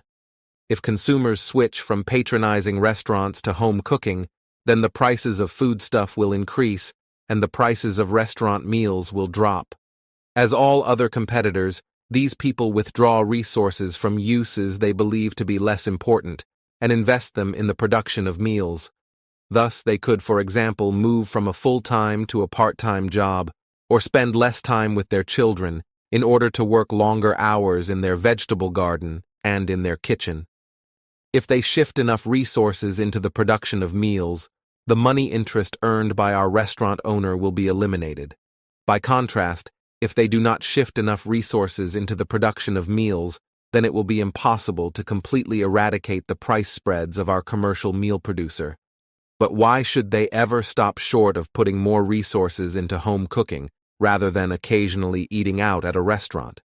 The answer is, of course, that they might think there are more important employments for their resources. In this case, a further elimination of the spread between the proceeds from selling meals and the expenditure on the related factors of production of meals would entail personal disadvantages for the arbitrager. The price spread that subsists, because its elimination would be disadvantageous for every single market participant, is positive interest, or simply, interest. Thus, we have given a more specific characterization of the conditions under which originary interest causes the phenomenon of money interest in the realm of material things. We ended up with the familiar conclusion that some ventures do not earn interest because other entrepreneurs can afford to bid up the prices of the needed factors, and also because people prefer to make the product by themselves rather than pay someone for doing it at their place. In short, only those projects earn interest which do not prevent more important uses of the resources they consume. This leads us to the question whether market interest could conceivably be eliminated in all ventures. The answer would be in the affirmative if every single market participant cherished the use of his resources per se, to the point that all other effects emanating from this resource use would have no bearing on his decision. Every single action would ultimately be performed for its own sake, and the use of all his other resources, too, would ultimately be invested for the sake of investing them this way. Under this scenario, market competition would eradicate interest in all ventures, because no market participant would take care to limit his expenditure on factors of production to provide for the realization of money interest. Now, there is no need to emphasize in any length that this condition is not given, and has never been given, in human life. It is even difficult to imagine such a state of affairs, be it only for the relatively simple case of a Crusoe economy. Our Crusoe would have to effortlessly shift between the various occupations needed to sustain his living, and at each point in time, he would have to find that his present activity is just what he likes to do more than anything else, quite apart from the fact that it is also necessary to keep him alive. Surely this could not possibly happen short of the intervention of divine grace, but even more so would the help of the Most High be required to ensure that a great number of individuals engaged in division of labor do what is necessary to keep cooperative production going, merely for the sake of doing what they do. Not only interest, nay, prices in general would disappear in this world, in which the fire of divine inspiration makes exchange and monetary calculation superfluous. It is true that acting man on a few occasions does things only for their own sake. But in the great majority of all cases, the use of a resource in any project P is meant to also achieve a result, X, different from P. In these cases, P does not per se occupy the highest rank on the value scale of our agent. P is not ultimately performed for its own sake, but occupies this rank only in conjunction with its result X.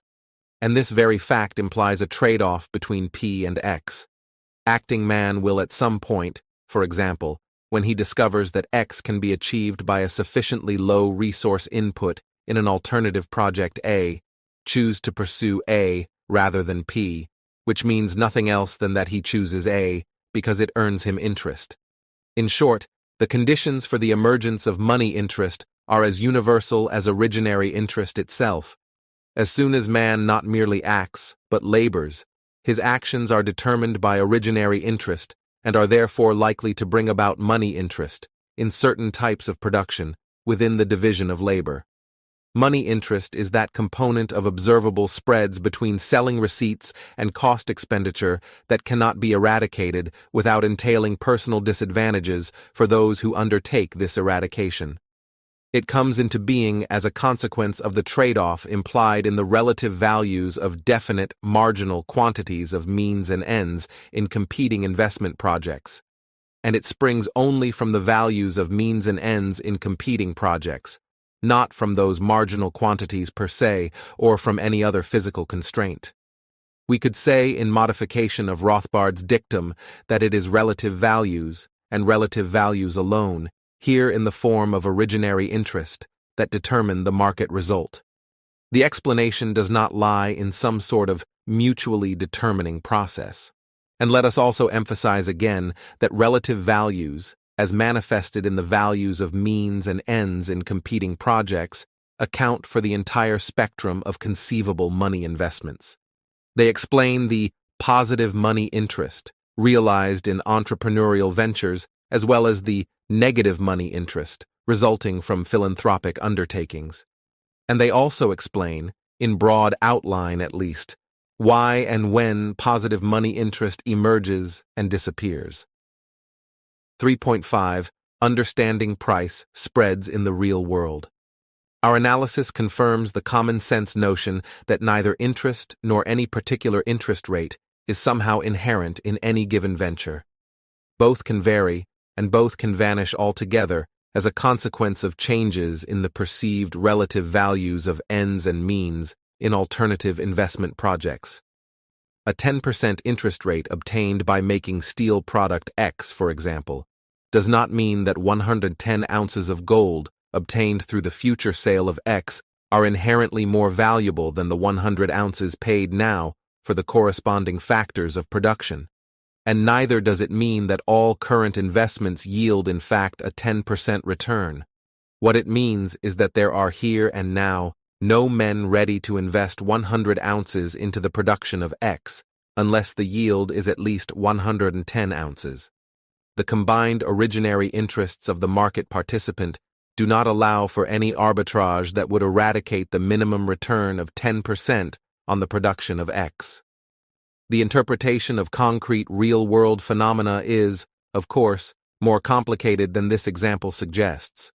For here we knew by hypothesis that the production of X yielded a return of 10% and that the entire return was interest.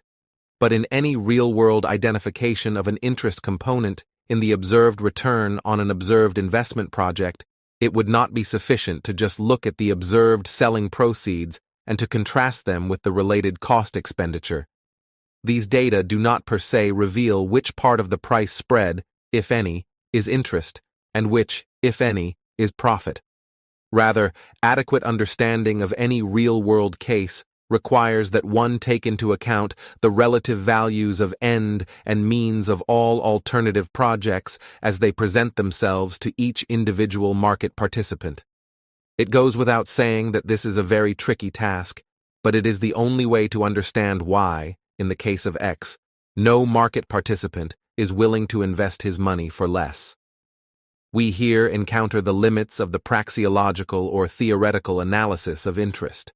Theory provides us with the a priori categories we need for classifying otherwise disconnected bits of reality. But the identification of the category of interest in a concrete phenomenon requires additional information and guesswork that theory cannot possibly provide. In praxeology, we are primarily concerned with the implications of human action. That is, we start from concrete human choices as ultimate matters of fact, ultimate givens, and study the consequences that follow from these facts. In the present case, the assumed relevant fact is that nobody does invest his money into the production of X for less than 10%. But why did nobody do this? There is no praxeological law that would rule out such an event. Nothing in the nature of human action prevents such decisions. So what were the causes that prompted these decisions anyway, in the present case? Praxeology alone cannot answer this question. To fully explain the causes of any given human choice, one needs to resort to a psychological, or, as Mises would say, to a thymological understanding of the case. A few non-a prioristic generalizations are nevertheless possible on the basis of our thymological knowledge about human beings. We understand, for example, why people invest their time and money in the production of steel products only against compensation in the form of interest. The reason is that hardly anyone, at any rate, not enough people, appreciate the steel-making business for its own sake. A more or less great number of other cases are similar.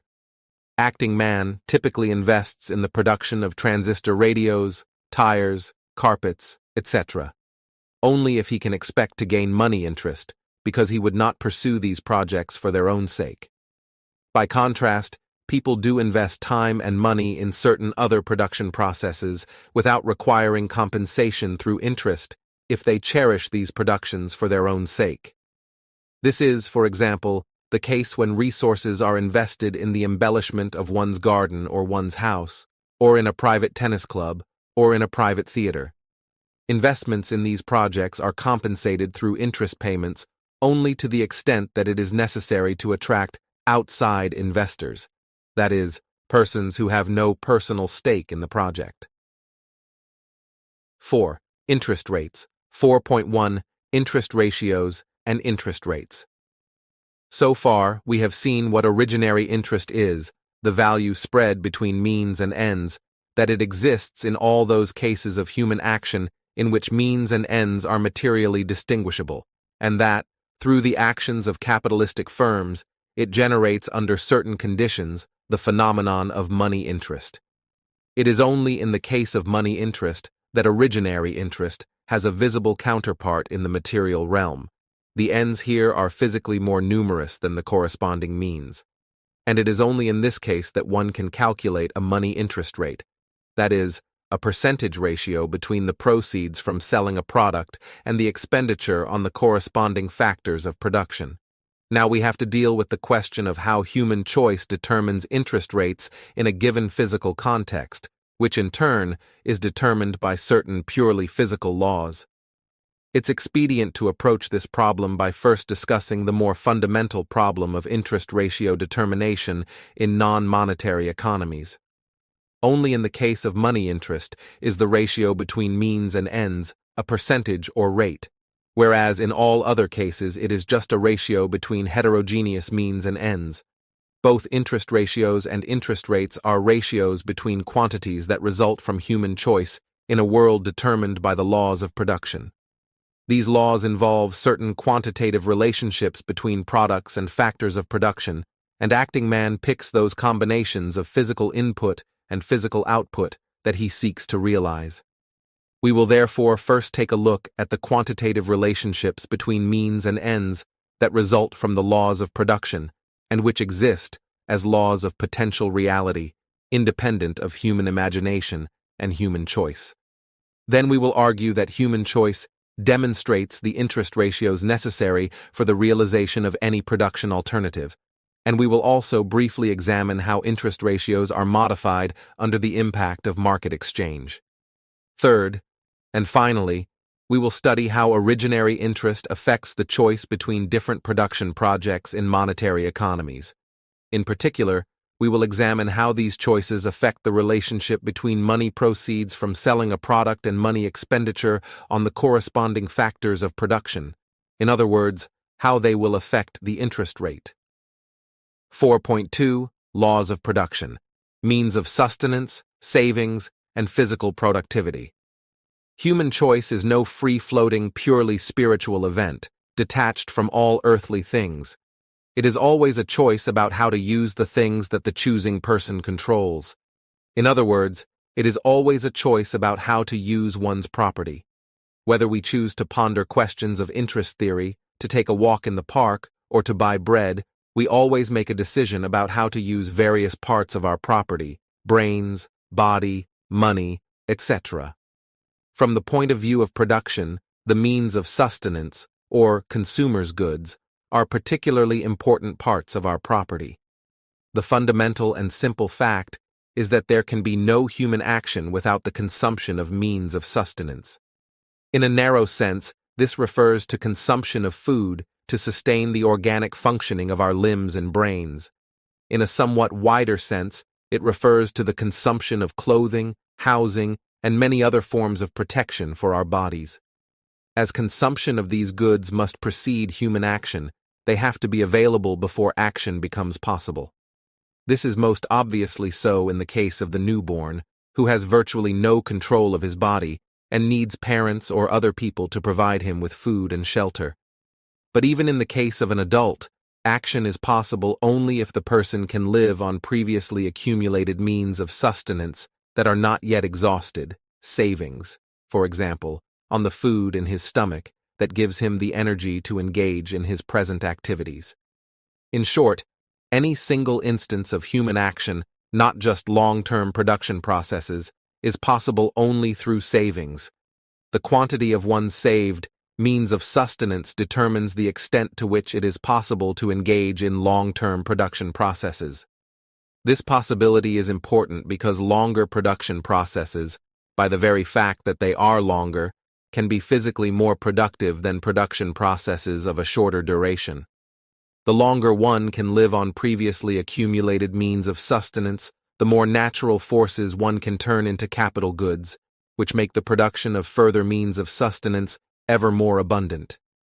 Rather than focusing one's energies only on the proximate factors determining the abundance of a product, one can start influencing the more remote factors.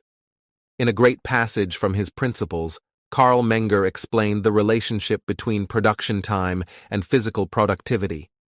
In its most primitive form, a collecting economy is confined to gathering those goods of lowest order that happen to be offered by nature. Since economizing individuals exert no influence on the production of these goods, their origin is independent of the wishes and needs of men, and hence, so far as they are concerned, accidental. But if men abandon this most primitive form of economy, investigate the ways in which things may be combined in a causal process for the production of consumption goods, take possession of things capable of being so combined, and treat them as goods of higher order, they will obtain consumption goods that are as truly the results of natural processes as the consumption goods of a primitive collecting economy, but the available quantities of these goods will no longer be independent of the wishes and needs of men. Instead, the quantities of consumption goods will be determined by a process that is in the power of men and is regulated by human purposes within the limits set by natural law. Increasing understanding of the causal connections between things and human welfare, and increasing control of the less proximate conditions responsible for human welfare have led mankind, therefore, from a stage of barbarism and the deepest misery to its present stage of civilization and well-being. Menger. Hence, the sheer quantity of one's saved means of sustenance is an important element of the time structure and physical productivity of one's property. The larger this quantity, the longer the possible production processes, and thus, the higher the potential physical productivity of one's property. This being said, let us emphasize that there is no mechanism determining the use of saved means of sustenance. A person who owns and consumes many means of sustenance does not necessarily pursue long-term projects to increase his physical productivity. Suppose that Jones owns a barrel of wine and 10 loaves of bread. He could just have a good time without doing any work whatsoever, thus consuming his property consumptively, and afterward leading a hand-to-mouth existence.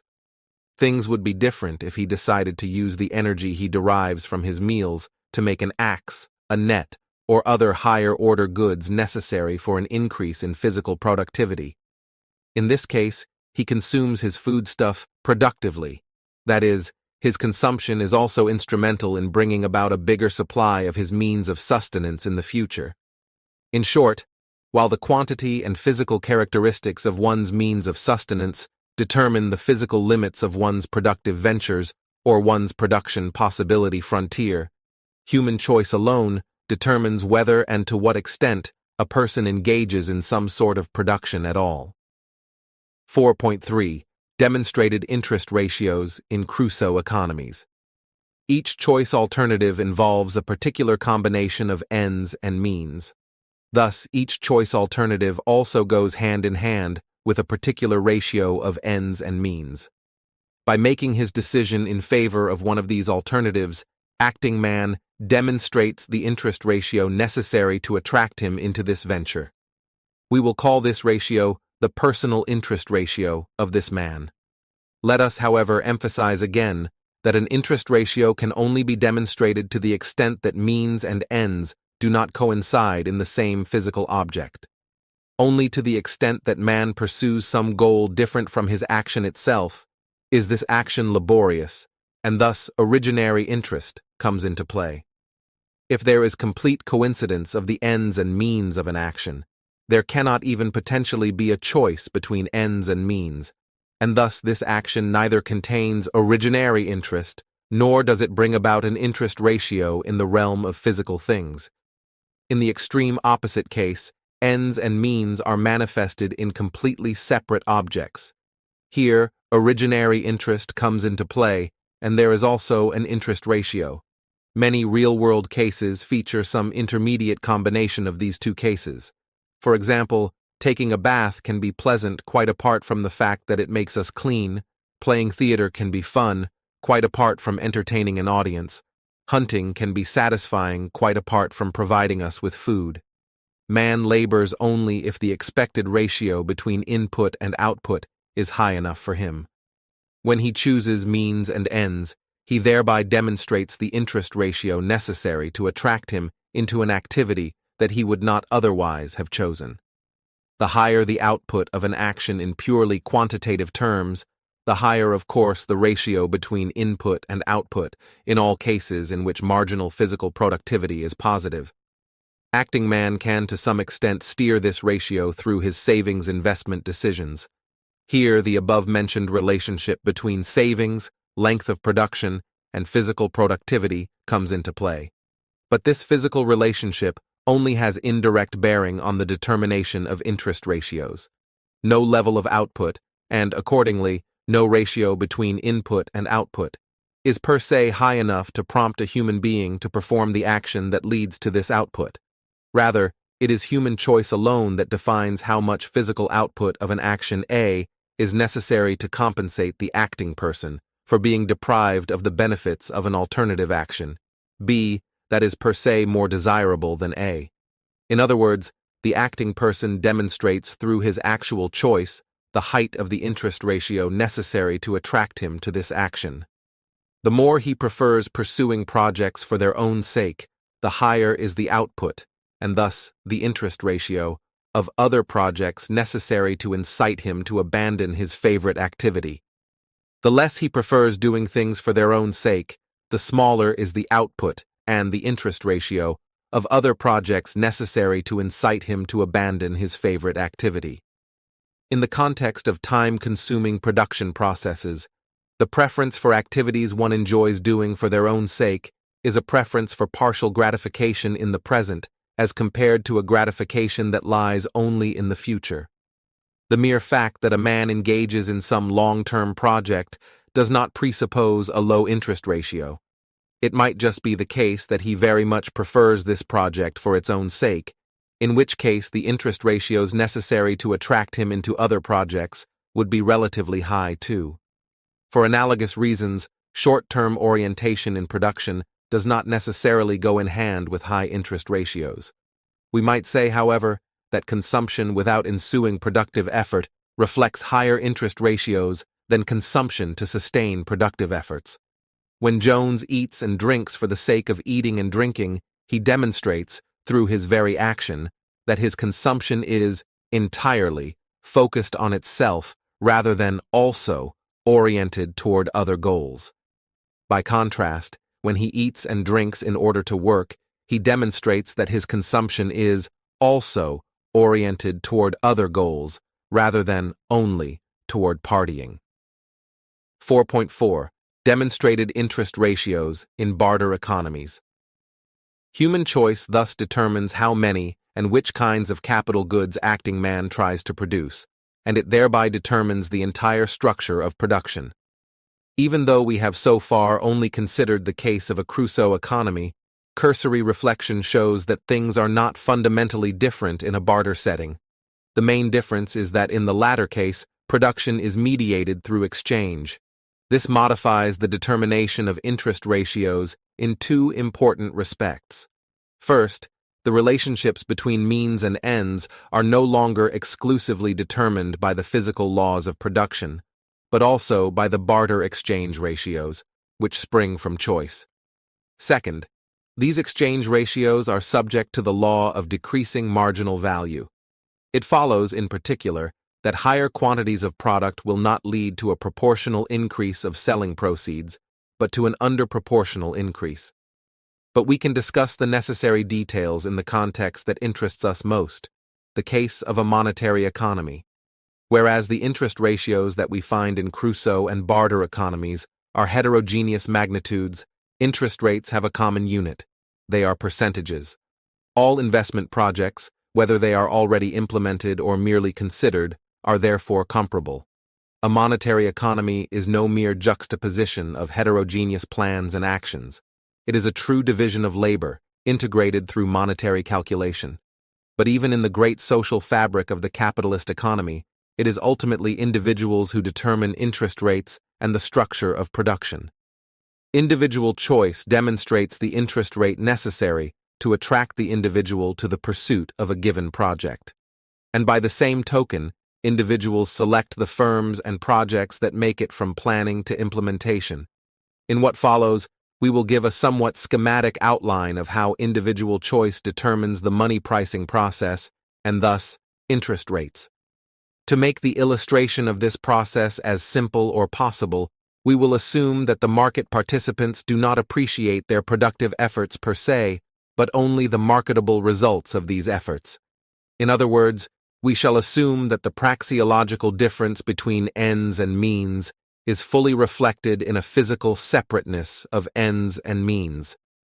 This is also how Murray Rothbard proceeded in his brilliant explanation of the interest rate, and our argument will therefore parallel his exposition to some extent. In particular, we will show how the pricing process combines and integrates the personal interest rates of all the individual members of society. One fundamental shortcoming of most analyses of the pricing process is that they focus exclusively on money expenditure.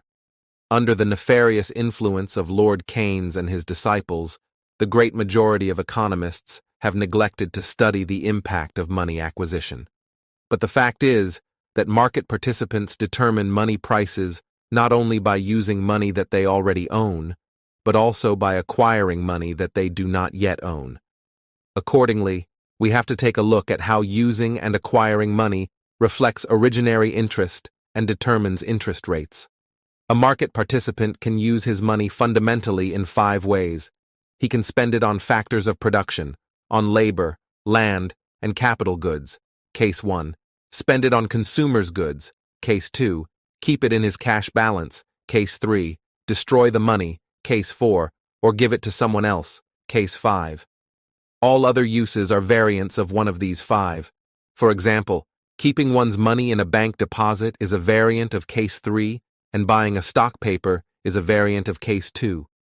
Market participants acquire money most notably by renting out their labor services, and by renting or selling other elements of their property. For a proper examination of the impact of human behavior on the interest rate and the time structure of production, we therefore have to analyze the consequences of each combination of money use and participation in the division of labor. Let us briefly characterize these consequences in each of the 5 cases. Case 1. The decision to spend a sum of money on a producer's good makes the price of this good higher than it otherwise would have been. This decision does not, however, affect the available supplies of commodities, in particular, the future supply of consumers' goods, but merely increases the price of one producer's good. It follows that the spread between the future prices of consumers' goods and the present prices of producers' goods decreases at the margin. In other words, the interest rate decreases below the level it would otherwise have reached. The individual's decision to save and invest his money is therefore, as one might expect, reflected in a decrease of the interest rate below the level it would otherwise have reached. Case 2. Spending a sum of money on a consumer's good makes the price of this good higher than it otherwise would have been, and as a consequence of this patronage, the production of this good has been more worthwhile than otherwise. For the determination of current interest rates, however, this backward-looking observation is irrelevant. Present expenditure on consumers' goods affects present interest rates only indirectly, namely, to the extent that it provides a basis for estimating future expenditure on consumers' goods. It has a direct impact only on entrepreneurial profits and losses related to past investments.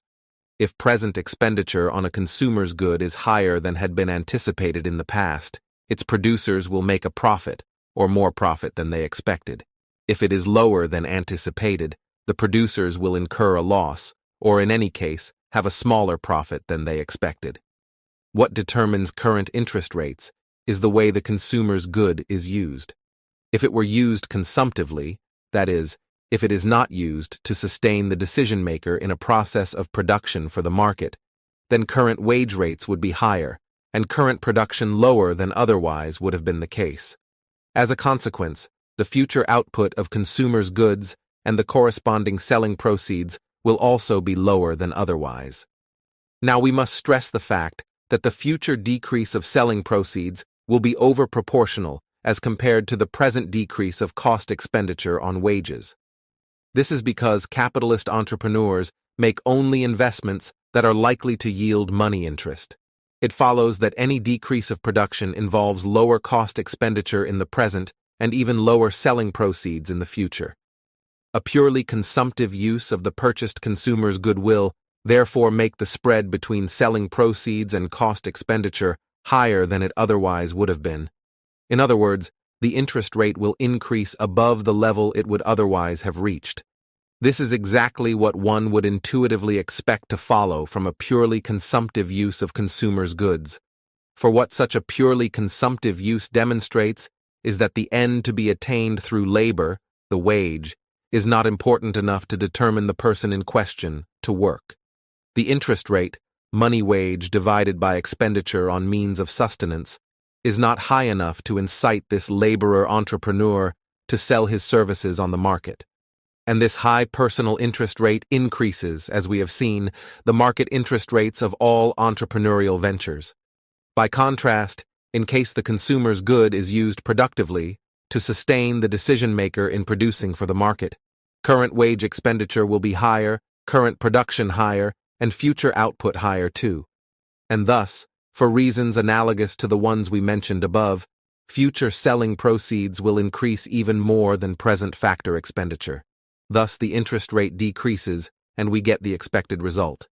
Again, it is the personal interest rate of each market participant that determines whether the man who spends the sum of money will proceed to produce for the market, and to which extent he does this. The minimum wage rate for which he offers his services will depend on the available alternatives and, in particular, on the extent to which he cherishes some of them per se. Case 3. The decision not to spend one's money, but to keep it in the cash balance, hoarding, does not affect any price in particular. It decreases the overall quantity of money offered on the market, so that the existing supplies of the various goods and services are now sold at lower prices. In other words, the purchasing power of those quantities of money that are offered on the market is now higher than otherwise. But since this does not affect any good in particular, hoarding does not affect the price structure in any particular direction. It just gives a greater weight to the expenditure of other money units. There will also be a certain redistribution of income within society as a whole. But this affects interest rates only accidentally, that is, not systematically in the direction of either higher or lower interest rates, so that we can neglect it here. Let us stress, however, an important implication of the decision to hoard one's money. The decision means that the person in question can afford to live on for a while without purchasing consumers' goods from the market. And this fact brings us immediately back to the question of what he does with his time. Does he use it consumptively or productively? Depending on his decision, that is, depending on his personal interest rate, he will bring about the consequences we have already traced out in our analysis of Case 2. If he sets out to produce more goods, the interest rate will decrease. If he does not produce, the interest rate will increase. Case 4. If the owner of a quantity of money decides, for whatever reason, to destroy this entire quantity or a part thereof, the overall quantity of money in the economy will decrease accordingly. It follows that each of the other units of money will have an increased purchasing power, so that the expenditures of the other market participants will have a greater weight than would otherwise have been the case. This in turn implies that we are back at exactly the same constellation as in Case 3. The only difference between the two cases is that the price level in Case 3 is higher than the one in the present case. But the reduced price level has obviously no impact on interest rates whatsoever, so that we can neglect it here. It follows that the same considerations we brought to bear on Case 3 also bear on this case.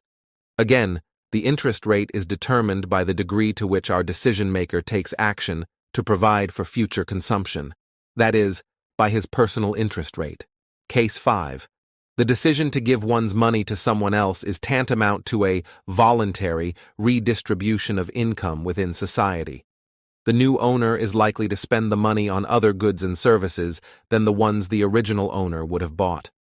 Different productions now turn out to be profitable, but this has no systematic impact on current interest rates. Rather, as we have pointed out above, current rates depend entirely on how the money is used. In the present case, we have to observe that the donor of the money can apparently afford to live on without purchasing additional consumers' goods, and that the beneficiary is now in a position to use the additional money in one of the ways we have analyzed above. Thus, we are back again at our analysis of Case 3, which applies to both the donor and the recipient of the money. The interest rate is determined by the degree to which our two decision-makers take action to provide for future consumption. 5. Conclusions. Originary interest does not spring from the passing of time, but from the value relationship between means and ends. The means of action are inherently less valuable than the ends they serve. Therefore, there is a value spread between means and ends, originary interest, in all human actions in which means and ends can be distinguished. Originary interest in this sense is an a priori feature of human action.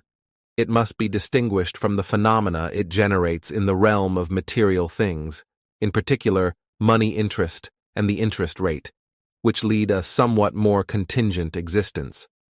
Acting man does not have any a priori inclination to pursue production processes that yield a positive monetary return on investment.